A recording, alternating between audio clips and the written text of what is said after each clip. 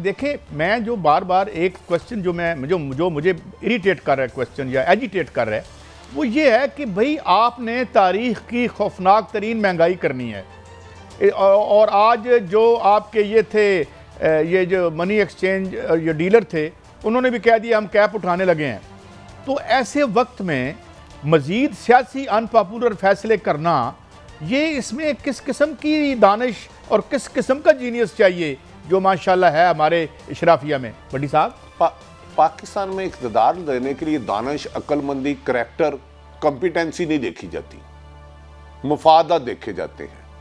अब से 8-10 दिन पहले पीडीएम की हुकूमत ने कहा कि हमने मजीद महंगाई नहीं करनी, हमें हम अपने हलकों में जाने के काबिल नहीं रहे, हमारा बहुत बुरा हाल है, हम इलेक्शन नहीं कंटेस्ट कर सकते, जो मर्जी कर लो। फिर इन्हें मैसेज दिया गया, जो आपने नैब कवानीन में तरमीम की हैं, दोबारा केस दोबारा खुल सकते हैं, अच्छे बच्चे बन के सारे केस ख़त्म करा लिए अरबों रुपए के, हमने आपको एनआरओ दिया, अब चुप करके IMF के मुताबिक करो।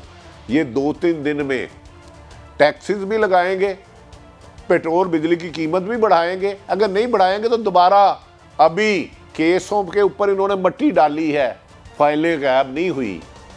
मनी लॉन्ड्रिंग का केस, डॉक्टर रिजवान दुनिया से चले गया लेकिन हकायक ज़मीन पर हैं। आसफ अली जरदारी के केस वापस हो रहे हैं लेकिन हकायक मनी वो ओमनी ग्रुप हकायक है, या जिसने भी करप्शन की है। काजी साहब, इन्होंने कोर्ट कीली मुंह में डाल लिया, ना खाएंगे ना फेंकेंगे। मैंने कहा ना, शहबाज साहब ने कहा कि यार क्यों ना हुकूमत छोड़ दें, बातचीत हुई। फिर जिन्होंने एनआरओ दिलाया था आपके दोस्तों ने, वो तो वैसे ही कानून और अखलाकियात और मज़हब से बाला है ना, उन्होंने कहा दोबारा केस खुल जाएंगे, चुप करके अपने सारे केस ख़त्म कराएं, आपकी वजह से एक मुंतब हुकूमत का खात्मा किया गया। तो अब ये है कि इनको ये कीमतें बढ़ानी पड़ेंगी, अंडर ड्यूरेस कह लें या जो भी कह लें। काजी साहब जब इनको कहा कि तुम्हारे केस खुल जाएंगे, उन्होंने कुछ नहीं कहा। उन्होंने कहा ये देखो भाई, ये आपने करप्शन की है, ये अरबों खरबों रुपए के केस है, ये पीपल्स पार्टी के दौर में नून लीग पर इल्ज़ाम लगते रहे, नून लीग के दौर पर पीपल्स पार्टी लगते रहे। तो हमने आपको ये रिलीफ लेके दिया एनआरओ, बगौल इमरान खान साहब के कमर जवेद बाजवा साहब ने दी है। अब दूसरा तरीका था, बेनिफिट थे, मरियम नवाज साहबा सजा याफ्ता थी, अब वो धूमधाम से आएंगे, उन्हें इंतज़ामिया वेलकम करेगी, लगड़ बगड़ सब एयरपोर्ट पे पहुंचेंगे और इमरान खान के खिलाफ जहर उगलने के लिए चंद बेकारी दानिश्वरों को भी पैसे की पेमेंट कल रात पहुंच गई है। क्या कह रहे हैं आप ये भट्टी साहब?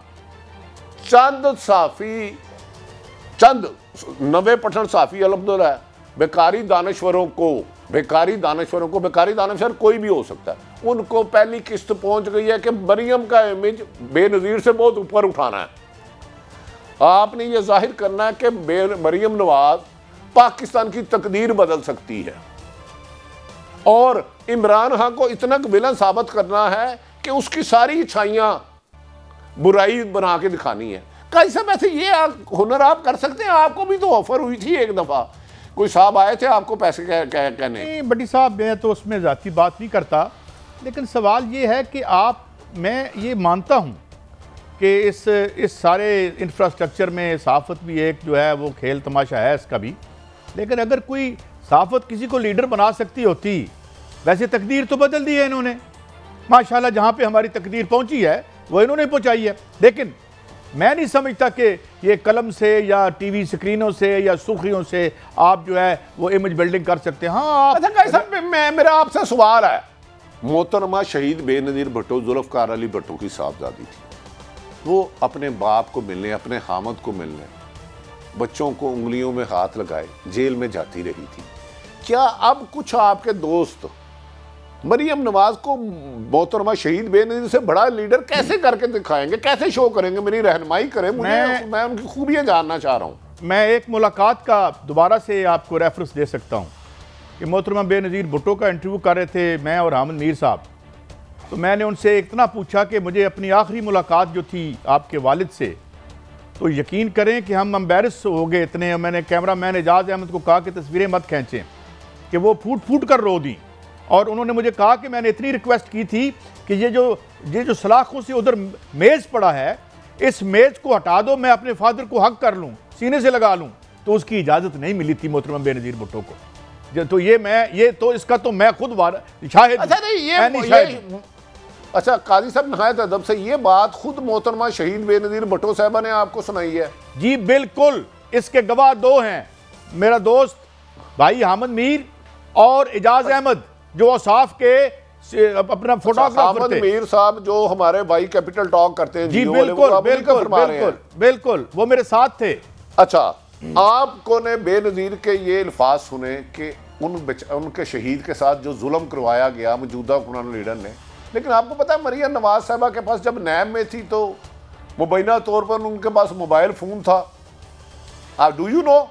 ये तो हमने सुना था। बेनज़ीर से बड़ी लीडर कैसे बनेगी? जरा मुझे मेरी थोड़ी सी हेल्प कर दे। मैं हो सकता देखें भट्टी साहब, बेनज़ीर का जो अपेक्स था ना, जो अरूज में तारीख के अदना तालिब इल्म के तौर पर कह रहा हूँ, 10 अप्रैल 1986 को जो बेनज़ीर थी, फिर उससे ऐसा लीडर कोई नहीं आया, ना इतनी पॉपुलैरिटी किसी ने ली। और मैं ये सेफली कह सकता हूँ कि खान साहब से के क्राउड से ज़्यादा मिलिटेंट क्राउड था, ज़्यादा मार खाने वाला था, ज़्यादा कोड़े खाने वाला था, ज़्यादा फांसियाँ लेने वाला क्राउड था मोहतरमा बेनज़ीर। वो 86 अपेक्स था। हाँ, उसके बाद फिर तारीख के अपने खेल होते हैं, जब आप जो है कोई कंप्रोमाइज़ कर लें तो फिर लोग। अच्छा, अब काजी साहब मैं ज़रा और रहनुमाई चाहता हूँ। दूसरा, एक तो इन्होंने जो डिमांड दी है कि मोहतरमा शहीद बेनज़ीर भुट्टो से ज़्यादा कद्दावर मरियम नवाज का, दूसरा इमरान खान से ज़्यादा। अब मैं इमरान खान और मरियम नवाज का थोड़ा सा कंपैरिजन करता हूँ और आपकी रहनुमाई चाहूँगा। इमरान खान स्टार्ट में क्रिकेटर हुए, सियासत में आने से पहले पूरी दुनिया इमरान खान को जानती थी। कई मुल्कों में इमरान खान की वजह से पाकिस्तान का नाम जानना जाता था। आपके 98 के वज़ीर आज़म लंदन गए तो उन्होंने उस वक़्त के सफारतकार को कहा कि जनाब वो पीएम साहब मिलना चाह रहे हैं बरतानिया के यूके के पीएम से। उन्होंने कहा टाइम नहीं है, तो इमरान खान ने वो टाइम लेके दिया। इमरान खान सियासत में आने से पहले कैंसर अस्पताल बना चुके।